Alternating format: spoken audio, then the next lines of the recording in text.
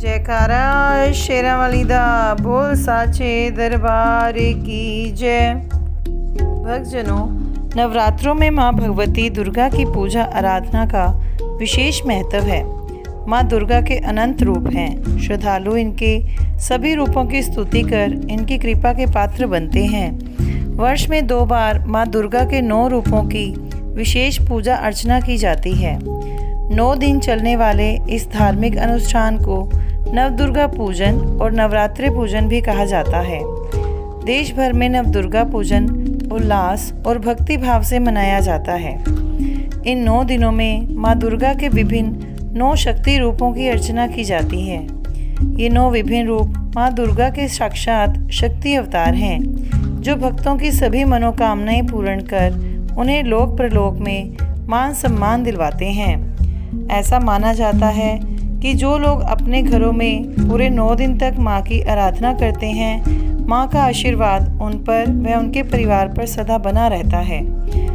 श्रद्धालुजन नवरात्रि व्रत भी रखते हैं, परंतु जो लोग व्रत नहीं रख पाते हैं, यदि वे केवल हर रोज़ की कथा भी सुन लें तो उनके भाग्य खुल जाते हैं। इसीलिए मैं आज आपके लिए नवरात्रि के पहले नवरात्रे की कथा लेकर आई हूँ, जो इस प्रकार है।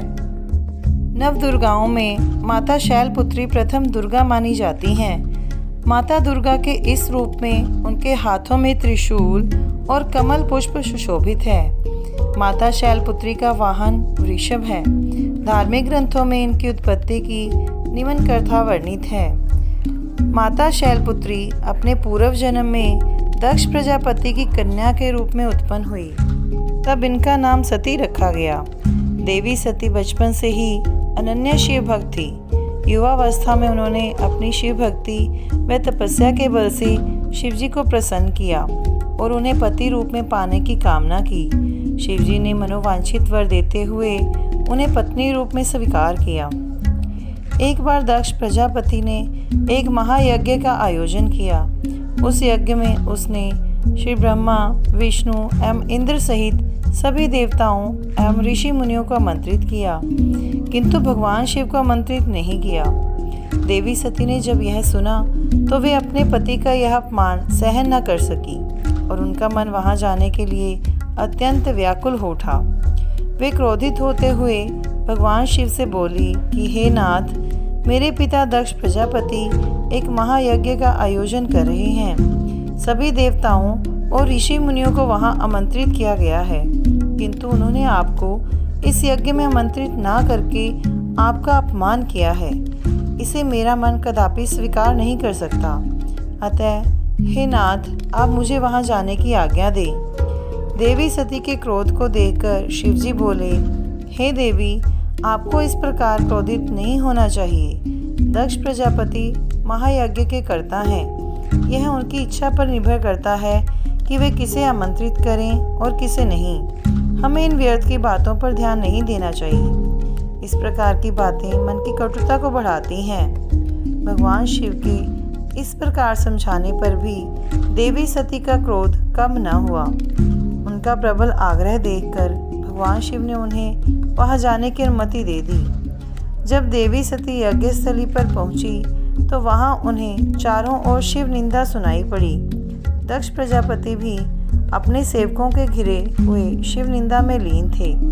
देवी सती की सभी बहनें उनका उपहास और व्यंग्य कर रही थी। इस स्थिति को देखकर उनका क्रोध बढ़ गया। वे अपने पति का अपमान सहन न कर सकी और वहीं यज्ञ की अग्नि में उन्होंने स्वयं को भस्म कर लिया। जब भगवान शिव जी को इस प्रकार का ज्ञान हुआ तो उन्होंने अपने गणों को भेजकर उस यज्ञ का विध्वंस करा दिया। देवी सती ने अगले जन्म में शैलराज हिमालय के घर जन्म लिया। वहां उनका नाम पार्वती रखा गया, किंतु शैलराज हिमालय के घर उत्पन्न होने के कारण ही उन्हें शैलपुत्री भी कहा गया। इस जन्म में भी माता शैलपुत्री ने अपनी तपस्या के बल से भगवान शिवजी को प्रसन्न करके उन्हें पति रूप में प्राप्त किया। नवदुर्गाओं में माता शैलपुत्री का महत्व और शक्तियाँ अनंत हैं। नवरात्रों में प्रथम दिवस पर माता शैलपुत्री की ही पूजा अर्चना की जाती है। जयकाराय माता शैलपुत्री दा बोल साचे दरबार की जय।